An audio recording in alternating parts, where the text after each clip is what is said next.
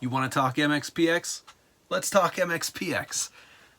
Assuming you want to talk Mxpx. Welcome back to the channel. Growing Up Punk, of course, if you're new to the channel, Growing Up Punk is a podcast me and my buddy Aaron do about punk rock and all of its friends. This particular episode of the YouTube, the video version of this, we're going to be looking at records again. Our latest episode, we just started a series on Mxpx. You'll notice, actually, I've started decorating a little more. I got a gap here I got to fill. Gotta fill this. Figure that out anyway. Sorry, ADD, I guess you could say. I wanted to take a look at my Mxpx record collection. Now, if you've never listened to the podcast and you don't plan on listening to the podcasts, I'll just fill you in on what Mxpx means to me. They were the first band that I ever got into. I remember listening to a sampler, a compilation CD called Seltzer, and it had Teenage Politics, the song by Mxpx. Of course, they also had a record by the same name, which I quickly discovered and learned, so I went and bought it. And from there, I fell in love with Mxpx, and away we went. They quickly became a band that I wanted to buy everything I could. I had to go get everything that was out then, and then from that point, you know, I was aware, I was counting down days until release dates came, all that kind of good stuff. So let's get into the vinyl collection I do have. Now, here's the thing. The series that we're doing on Mxpx, if you go check it out, Growing Up Punk on all your favorite podcast apps, we are talking specifically about the records that come after the Ever-Passing Moment. Now, of course, the Ever-Passing Moment was kind of like, I want to say a lot of people sort of look at that as, you know, like the last great Mxpx record.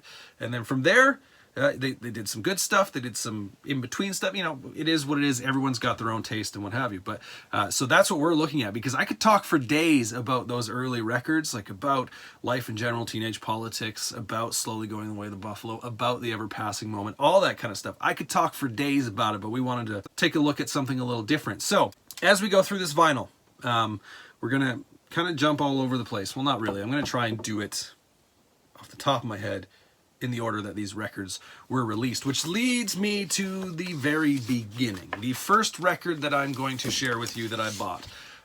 It's actually, it's a 7-inch, and it's this one right here. Punk Rock Show, Mxpx. What I love about this, I don't have, this would be the oldest Mxpx record I have. There it is right there.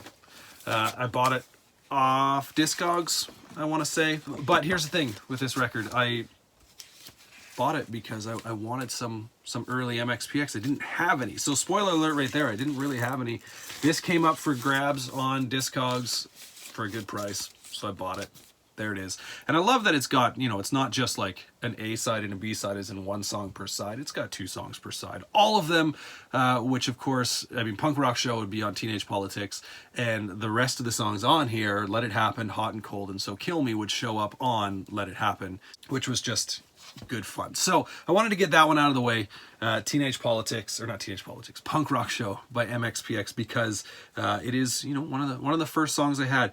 Or that I'd heard by Mxpx. The next record I want to talk about, this one was kind of interesting because I went to Vancouver with my wife, and we were just spending a couple days in Vancouver, and I thought, let's hit up a record shop. And I went in there and I said, I'm going to look for some Mxpx. Now, in the record shop, under Mxpx, there was nothing there. So then I was just kind of browsing around, and I went over to B for Blink 182, which, there you go, some Blink 182 up there. Actually, I bought that record on this trip. So that's funny. So that record right there, Blink 182, Take Off Your Pants and Jacket, I bought on this very same trip from the very same store. But under Blink 182, they had, well, this guy that I'm going to share with you. Now, if you're going, what is that? That's obviously the Poconacha Punk. But this would be Mxpx at the Show picture disc. And I gotta say, it's, I mean, this side looks fine. I mean, the quality's not the greatest, but it's like, okay. I'm not huge on picture discs. I don't necessarily get the allure of them. I guess if you put it on a wall, it'd look cool, but then you can't listen to it, right? But this side, the like graphic design is just terrible. Like, I don't know who was in charge of this up here, like the Mxpx. Anyway, this record is fantastic. One of my favorite live albums. I'm just looking to see if it, well, it doesn't. Huh. Anyway, there's 2 versions of this album that came out. Oh no, there it is. Okay, I was gonna say one of them. When it came out on CD, there were two versions that came out. One with the cover of the Ramones song "KKK Took My Baby Away," and one without. The one without was typically sold in Christian bookstores because I don't know how familiar you are with Mxpx, but of course that's where they got their start. And so the release that was sold in Christian bookstores did not feature that song. This picture disc does. Now, this is where I want to see here. This is where I'm not going to know a ton of what's going on here when this came out, because this guy right here, I bought this when I saw Mxpx. I believe, I want to say, I don't know if this is called like the Coffee 45. I'm not sure. It's another picture disc. Oh, and I just threw it. Classic notes right here. This one looks real nice, actually. I believe the songs that were on this were originally from the Ever Passing Moment sessions. I could be wrong with that. I bought it along with a couple of these, actually, when I went and saw Mxpx at the Showbox Theater in Seattle. Saw them with Five Iron Frenzy opened for them. And it was a great show. Went down with a bunch of friends. Of course, Edmonton to Seattle is like 15-hour drive, so it was a Friday night. The show was a Saturday night. We left a Friday night around 8 or 9 o'clock in the evening, drove overnight to Seattle, got to Seattle around lunchtime, and then did lunch, went and did like Pike Place, went and did the music experience, or experience, whatever, you know what I mean. Great museum. Went and did all that, hung out, ate some pizza, went to the show, went back to a hotel, slept for a few hours, got up, drove home. It was a whirlwind trip, but it was definitely worth it. But when we were there, I did buy some vinyl. So this one that I showed you, the picture disc. Another picture disc that I bought is Mike Herrera at Guitar Center. It's stuck in the sleeve. Mike Herrera at Guitar Center doing Aces Up and Secret Weapon. This is another good looking picture disc because I try to not get too much reflection going on here, and I'm just dropping them. But yeah, when you compare it to at the show, the quality of these picture discs is a little better, but I mean, technology, I suppose. This will be a little bit out of order because I bought these at that show, so they didn't come out before. Anyway, you'll see what I mean. A couple other things that I bought. This was great. When this album came out, I was pretty pumped on it. I am, of course, talking about Mxpx, the Left Coast Punk EP. So it's 45 on Sexy Baby Records. Sexy music for sick people. I've never actually, I don't think I've heard of Sexy Baby Records. I've noticed that before, taking it out and looking at it, but I never, it doesn't ring a bell really. But so another 45, or actually, I think this one, is it a 45? It's a 7-inch. I'm trying to think. It's probably not a 45, technically. It's been a while since I've listened to it. It should say on here somewhere. It might actually be a 33. Anyway, I'm not sure. It's been forever since I listened to it. It's pretty great. Little EP. It's like 6 songs. Yeah, when it came out, I was pretty pumped on it. So when I saw it, when we saw them in Seattle, I was like, cover my face. Do a video where you can't see your face, like for most of it. Done. When we saw them pick that up, because here's the thing, I didn't have to pay shipping or anything on these, right? And they're all, I think, $5. So I brought them home. The other one would be this one right here, Mxpx Screw Loose.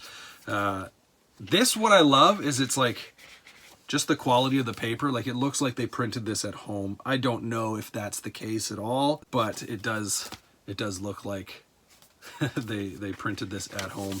And then it's on this color vinyl. It's kind of nice. Kind of like it. The B-side is Despise.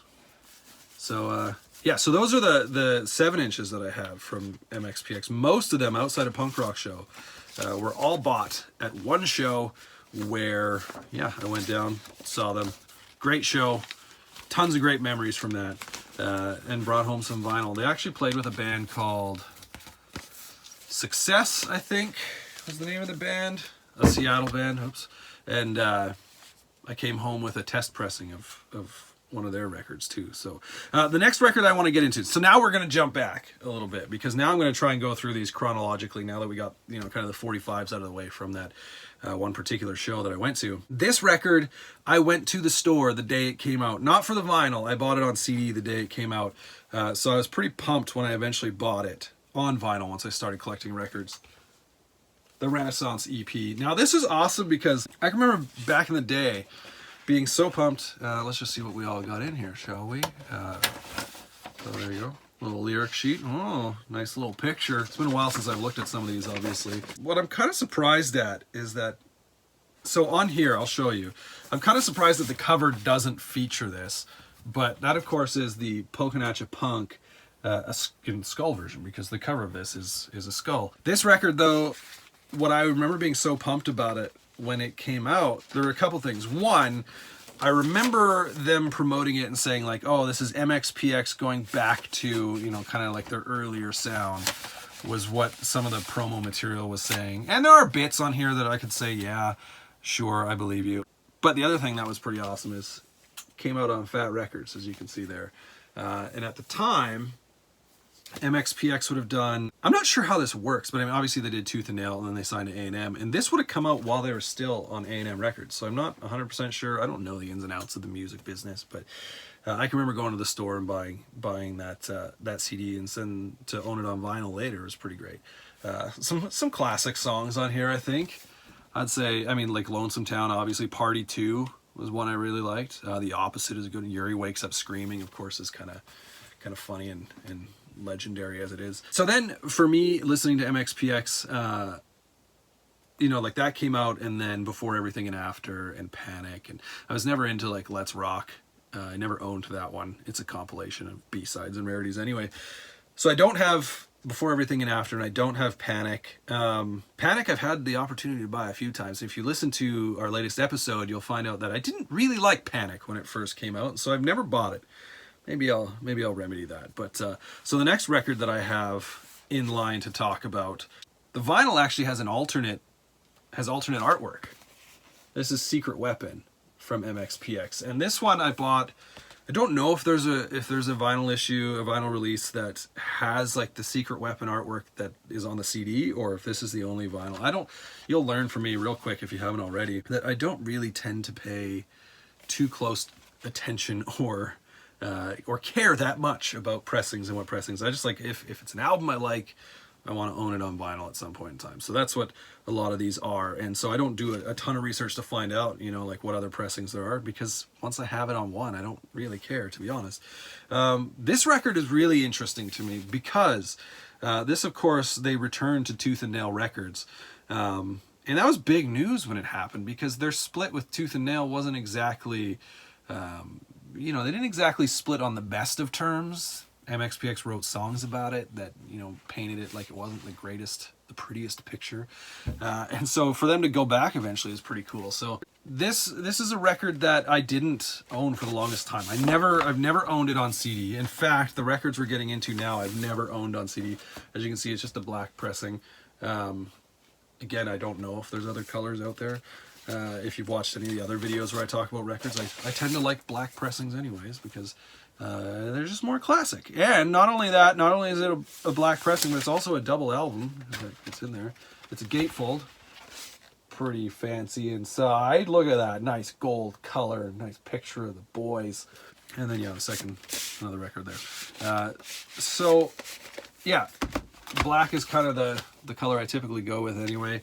But this record is one that I didn't really pay a lot of attention to when it came out. I knew about it, and I can remember listening to it at some point, because I can specifically remember like the song like Chop Shop, and then I think Shut It Down, I want to say, is when they kind of like, they don't sample the Clash, but they pay homage to the Clash with this is a public service announcement with guitars sort of thing. I can remember that. And then just one day when I kind of really started getting back into vinyl and going like, Mxpx was that band. I never owned anything, or I've never owned this record. I feel like I should. So I bought it on vinyl, and here we are. Got it off Discogs, got it sent. It's pretty sweet, pretty sick. The next one, this record, I remember it coming out. Again, I never owned it, because now we're in the time of where everything is streaming by the time this one came out. And so I did eventually obviously buy it on vinyl, because I'm holding it right now. Plans Within Plans. I love this record. I can come back to this record and put it on, and it's, you know, it's a return to form. Secret Weapon, I think, is a return to form for MXPX as well. And this one, just being out on, just on Rock City, which is their own company. They did it all themselves. Sounds great. It looks great. Like the gatefold again, just like, absolutely love it. It's a great record, fantastic record. And again, I don't know if there's any other pressings. I got it on black. That's the way I work. If I get it, if there's a choice, I'm probably gonna choose black. Just the way it goes. Anyway, I loved everything about this record from the minute it came out, really. Some great songs on it. The first couple of which, obviously, I talked about the Screw Loose 7-inch earlier. Screw Loose coming off this record. Yeah, it was just, it was fantastic. I want to say that Left Coast Punk EP came out before this, 2013. Now I'm looking. This is exciting stuff because some of you are probably sitting there going, idiot, of course, it came out at this time. Anyways, it doesn't really matter. I was just gonna say Left Coast Punk may have been like that, the kind of initial like return where I was like, oh, this is good stuff, I could get into this. But Plans Within Plans is a fantastic record on its own. Now, we're gonna get into the final one I have, which if you're following along, you probably know it's the self-titled record. Now this one, I jumped in on the Kickstarter for this one, or whatever crowdsource they did. I can't remember if it was Kickstarter or not. I was excited about it, and you guessed it. Oh, no, I didn't. I thought it was on black. It's not on black. I don't know if they did a black pressing then, or what the case was, but I didn't get it on black. This record, I can remember the day it came out, listening to it immediately, probably because, again, I was in on the Kickstarter. I was looking forward to it from the get-go. And it was out and it was available, and I streamed it before because it didn't arrive in the mail for a little bit.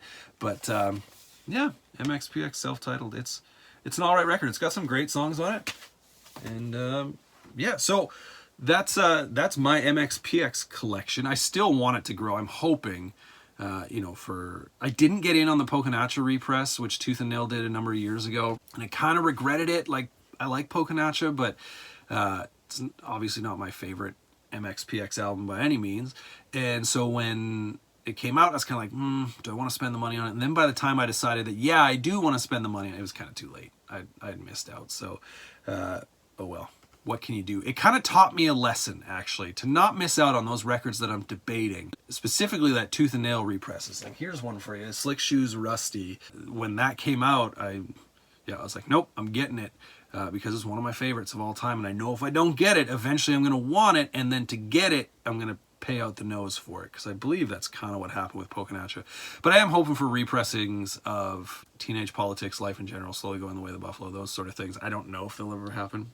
We'll have to wait and see. I've seen them come up on, Discogs or eBay or whatever, and I'm just like, I can't justify spending that amount of money. Anyway, that's where we're at with my MXPX record collection. Go listen to the podcast. Like I said, we've just started a series on MXPX. We're going to be looking at everything from before, everything, and after on, basically, is what we're. So some of these records that I mentioned here, we're going to take a closer, in-depth look. So I thought I would share, some of the records that I have on vinyl. But yeah, if you like what we're doing here, make sure you subscribe on YouTube. Go check out the podcast, Growing Up Punk. It's available wherever, podcasts are. And you can hit us up on our social media at Growing Punk Pod, as well as on our website, growingpunkpod.com.